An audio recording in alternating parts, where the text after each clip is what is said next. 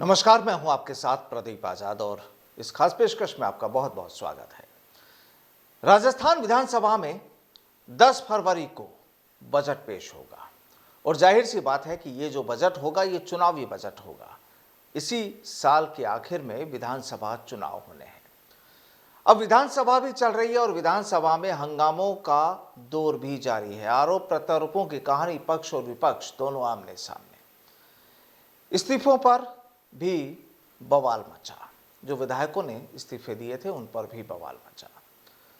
हाल ही में पिछले दिनों जो प्रभारी रंधावा के सामने जो मीटिंग हुई थी उसमें भी कई नेता जो मंत्री और विधायक गैर हाजिर रहे थे उन पर भी अब चर्चाएं हैं कि उन पर भी एक्शन होने की तैयारी है। कुल मिलाकर इस साल चुनावी साल की तस्वीर तैयार होने लगी है। अब राजस्थान की राजनीति में क्या क्या होने लगा है और किस तरीके से पिछले दिनों आपको ध्यान होगा कि राजस्थान के पूर्व डिप्टी सीएम सचिन पायलट ने कई जगहों पर सभाएं की थी। लाखों की तादाद में हुजूम वहां पर उनको सुनने और देखने के लिए उमड़ा था और उस दौरान ऐसा लग रहा था कि हाँ, अब राजस्थान में कुछ न कुछ होने वाला है। लेकिन क्या सवाल ये कि जब 10 फरवरी को बजट पेश हो जाएगा उसके बाद राजस्थान में कुछ होने की उम्मीदें हैं? क्या इस महीने के आखिर तक राजस्थान की राजनीति में कुछ हो सकता है? आज इसी मुद्दे पर चर्चा होगी, बातचीत होगी और चर्चा में हमारे साथ आज मौजूद हैं कांग्रेस के वरिष्ठ नेता सुशील आसोपा जी। बहुत बहुत स्वागत है सर हमारे साथ बातचीत के लिए।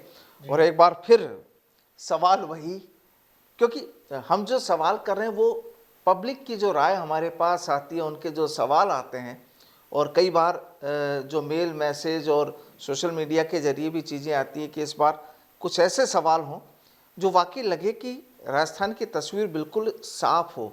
क्या लगता है कि इस 10 फरवरी के बाद कुछ होने की गुंजाइश है? हो सकता है 10 फरवरी से पहले हो। अच्छा, राजनीति में तो कुछ कहा ही नहीं जा सकता ना। जगन्नाथ पाड़िया यहाँ मुख्यमंत्री थे और महादेवी वर्मा छाया कवित्री थी, छायावादी जी। तो अब बेचारे पाड़िया जी छायावाद को नहीं समझते हैं, कोई बात नहीं। और महादेवी वर्मा जो है वो इंदिरा जी की बहुत इलाहाबाद की थी और बिल्कुल नेहरू जी के ज़माने की कवित्री थी। तो उनसे किसी पाड़िया जी से पूछ लिया महादेवी वर्मा के बारे में। तो भाई मैं तो नहीं जानता छायावाद क्या होता है, ये कौन सी छाया होती है, इस टाइप कुछ। बिल्कुल साहित्य की चीज़ें। हाँ, तो पाड़िया जी के कुछ और भी कारण थे। संदेश आया कि भाई आप आइए, इस्तीफा दीजिए। और स्थिति ये रही, आप बिलीव नहीं करेंगे कि पाड़िया जी, ऐसा कुछ नहीं था कि कोई चुनौती हो रही थी कि पाड़िया जी अगर 4 दिन बाद इस्तीफा देते तो कोई तूफान आ जाएगा। फैसला इंदिरा जी ने कर लिया तो जाना ही है, कोई इश्यू ही नहीं है। ये तो है नहीं कि राजस्थान की तरह कोई सुबह दोपहर शाम कुछ बदला हो रहा है, दिल्ली की परवाह नहीं हो रही है। लेकिन पाड़िया जी एक दिन नहीं रुके, ठीक वहां तक ठीक है। अब राज्यपाल भी यही थे, कांग्रेस का शासन था, राज्यपाल भी इधर उधर कुछ बहुमत की सरकार थी। लेकिन शिवचरण माथुर जी को यहाँ भेजा गया शपथ लेने के लिए। आप बिलीव नहीं करेंगे, जयपुर में उस दिन बाढ़ आ गई थी और वो दिल्ली से हेलीकॉप्टर से सचिवालय के लॉन में हेलीकॉप्टर उतरा और उन्होंने शपथ ली। यानी अभी भी कोई हेलीकॉप्टर उतर सकता है? नहीं, मैं ये नहीं कह रहा। वो तो अब सोनिया गांधी जी अपना पराक्रम दिखाएं, राहुल जी जो कुछ परिस्थितियां उनका साहस से मुकाबला करें, क्या वो करना चाहते हैं नहीं करना चाहते हैं वो उनकी है। मैं तो बहुत छोटा सा आदमी हूँ, लेकिन मैं बता रहा हूँ राजनीति में अचानक क्या होता है। आप शिवचरण माथुर जी को चलते चुनाव में इस्तीफा देना पड़ा, राजा मान सिंह की हत्या एनकाउंटर में हो गई थी। हीरालाल देवपुरा 20 दिन के मुख्यमंत्री बने, कार्यवाहक। वो कुम्भलगढ़ में चुनाव लड़ रहे थे, यहाँ के शपथ ली। लेकिन वो दौर पुराना हो चुका, अब तो नया दौर है। अब तो नए दौर में यही है कि रिटायरमेंट भी यहीं से हो। अब नए दौर में तो भाई जो पुराने हैं 1980 बैच वाले, 1980 का एक बैच है कांग्रेस में जी, जो 1977 और 80 से चुनाव लड़ रहा है और लड़ता ही जा रहा है, थकने का नाम ले ही नहीं रहा। ठीक है। तो वो उनको सोचना है कि वो उन इंदिरा जी और उन राजीव जी को किस तरह की श्रद्धांजलि देना चाहते हैं, क्योंकि जब वो जाएंगे वहां तो इंदिरा जी पूछेंगी, राजीव जी पूछेंगे कि तुमने ऐसा क्यों किया, तुमने किया,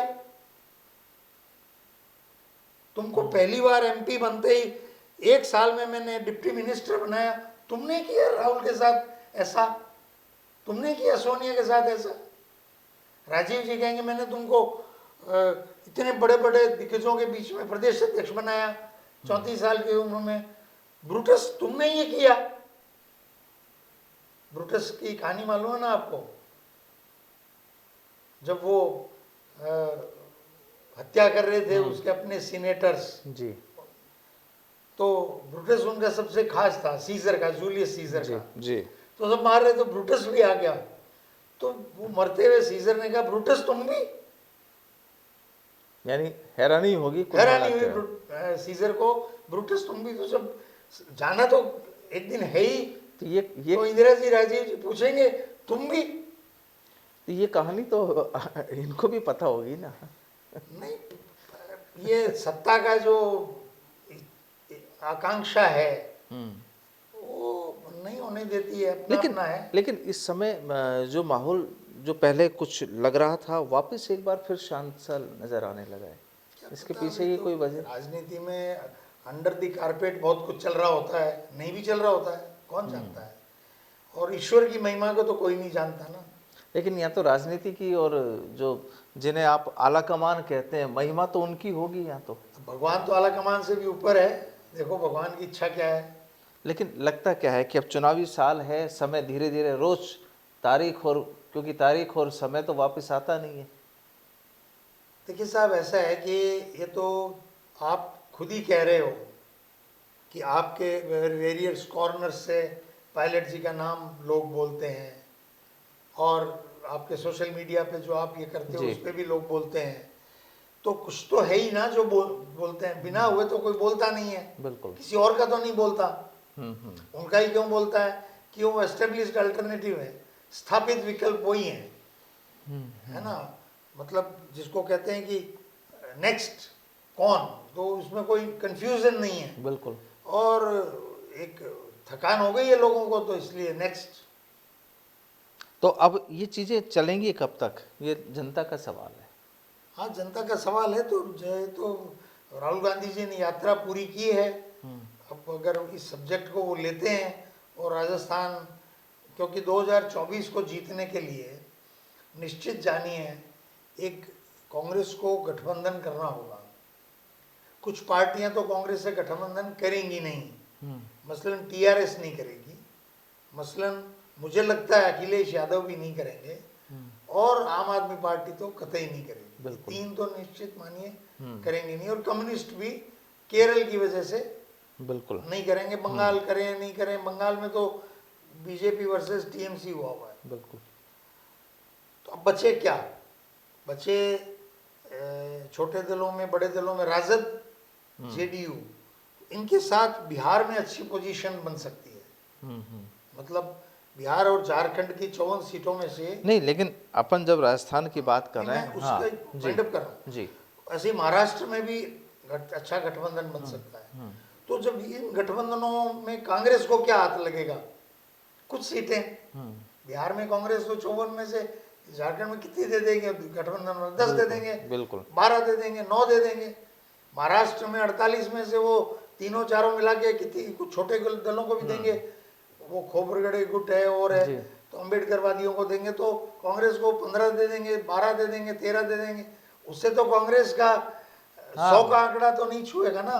बिल्कुल। तो राजस्थान, मध्य प्रदेश, गुजरात में संभावनाएं बहुत क्षीण हो गई हैं क्योंकि 156 सीटों की वजह से। तो राजस्थान, मध्य प्रदेश, छत्तीसगढ़, हिमाचल और उत्तराखंड, हरियाणा, है ना, और कर्नाटक, ये प्रदेश हैं, और केरल, जहां से कांग्रेस कुछ सीटें लाए तो मोदी बहुमत से नीचे आ सकते हैं। ये तो है नहीं कि मोदी की अब 303 से कल 33 हो जाएंगी नहीं नहीं बिल्कुल या ठीक 30 है, हो जाएंगी, बिल्कुल। तो कांग्रेस एक अच्छी पोजीशन में आ जाए, तब जाकर के एक स्थिति बन सकती है। तो ये तो मैं समझता हूँ, मैं ही चिंता कर रहा हूँ, आप भी चिंता कर रहे हो, तो राहुल गांधी जी तो चिंता कर ही रहे नहीं, होंगे। लेकिन सवाल ये है ना कि अब आपकी यात्रा भी कंप्लीट हो चुकी है, अब हाथ से हाथ जोड़ो अभियान की भी आपने शुरुआत कर दी, लेकिन आज भी एक बीजेपी लीडर से जब हम लोग बातचीत कर रहे थे तो उनका सवाल सीधा सा ये था कि आप खुद तो कम से कम आपस में मिलिए, खुद तो हाथ मिलाइए, तब आप जनता के बीच जाकर उनसे हाथ से हाथ मिलाएंगे। देखिए ये बात सही है कि भाई क्या है कि जब हम बात करते हैं, हम कांग्रेस के लोग जब बात जी। करते हैं, न्याय योजना की बात करते हैं, 72,000 रुपये गरीब को देंगे, वंचित को देंगे, जिसके पास नहीं है उसको देंगे, तो क्या सत्ता में भी बंटवारा नहीं होना चाहिए, या बिल्कुल सत्ता में रोस्टर रेगुलेशन नहीं होना चाहिए? एक छोटी सी कॉलोनी है हमारी, मैं जी, जिसमें रहता हूँ, आप जी, भी रहते होंगे जी, किसी कॉलोनी जी। में। हर आजकल जयपुर में या कहीं भी कॉलोनियों की एक सोसाइटी बनती है, रजिस्टर्ड नहीं होती है वो, बिल्कुल। सोसाइटी बनती है, वो आपसी तालमेल के लिए, जी। और एक व्हाट्सएप ग्रुप बनता है। भाई हमारे तो हर 2 साल में अध्यक्ष बदलता है। राजस्थान में मुख्यमंत्री का चेहरा ही नहीं बदल रहा है, तो वो तो उनको अगर हाथ से हाथ जोड़ने की कड़ी मिलाना चाहते हैं, तो जो हैव्स हैं, जिनके पास बहुत कुछ हो गया है, उनको आगे बढ़ के, जिनको कुछ नहीं मौका मिला है, उनको मौका देना पड़ेगा। लेकिन क्या भरोसा नहीं है या कोई वजह कुछ और लगती है? इसका तो विश्लेषण बड़ा मुश्किल है, क्योंकि किसके मन में क्या है, किसके प्रति सद्भावना है, किसके प्रति दुर्भावना है, किसके प्रति प्रेम है, किसके प्रति नफरत है, ये तो। लेकिन लोग ये भी कहते हैं कि ठीक है, आपसे बन रही है नहीं बन रही है वो तमाम सारी चीज़ें ठीक है, लेकिन कम से कम बोल तो कड़वे ना बोलिए। ये अपने अपने संस्कार और अपनी अपनी वाणी है, उसका नियंत्रण व्यक्ति के खुद के पास होता है ना। उसका उपयोग आदमी अच्छे के लिए भी कर सकता है और खुद की छवि खराब करने के लिए भी कर सकता है।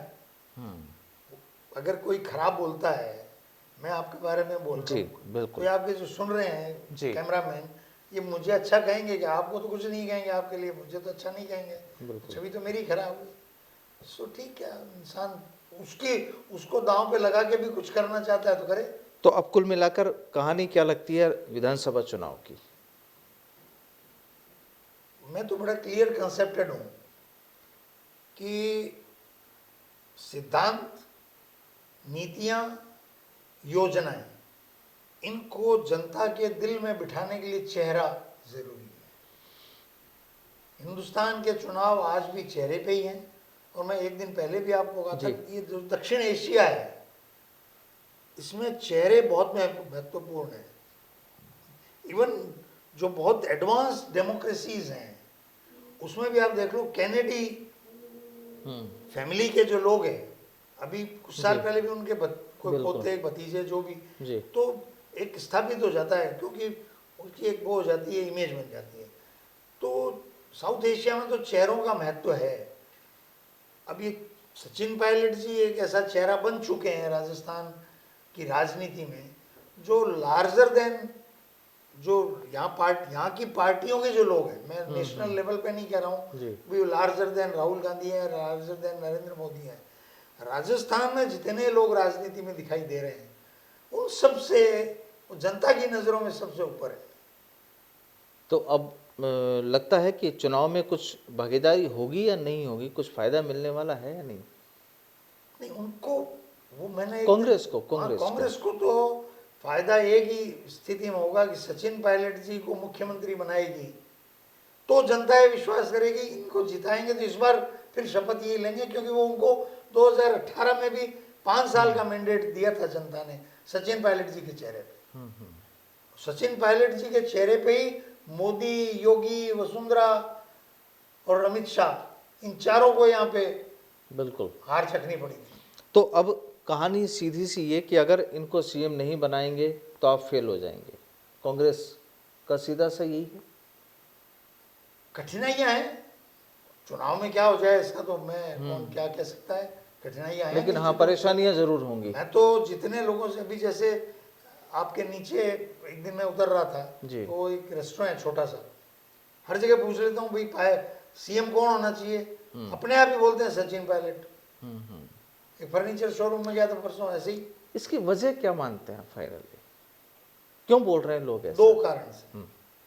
ये जो सरकार बनी हमारी कांग्रेस की, वो क्या है कि इससे पहले 52 से लेके अब तक अपनी अपनी सरकारों को चाहे रिपीट कराया हो किसी ने, और चाहे वो विपक्ष में रह करके सत्ता में आए हों, किसी नेता ने 5 साल तक निरंतर इस तरह मुद्दों को एनलार्ज करके, मुद्दों को बड़ा बना करके, अपने विरोधी की छवि को डेंट करके और अब सत्ता में आने का माहौल किसी नेता ने ऐसा किया नहीं। किसी का नाम लेकर के उनका मैं मान अपमान के झंझट में नहीं जाना चाहता, आप खुद देख लीजिए, है ना, सरकार आई होगी कभी, लेकिन ऐसा इस तरह का कई किलोमीटर चलना, लाखों किलोमीटर की गाड़ी से यात्रा, हर जिले को 3-3 बार नाप लेना, कितनी बड़ी बड़ी रैलियां करना, ये सब जो चीजें हुई तो लोगों ने देखी, यानी पब्लिक से जुड़ा हो। और 20 साल पब्लिक से जुड़ा के 20 साल की गहलोत साहब और वसुंधरा जी के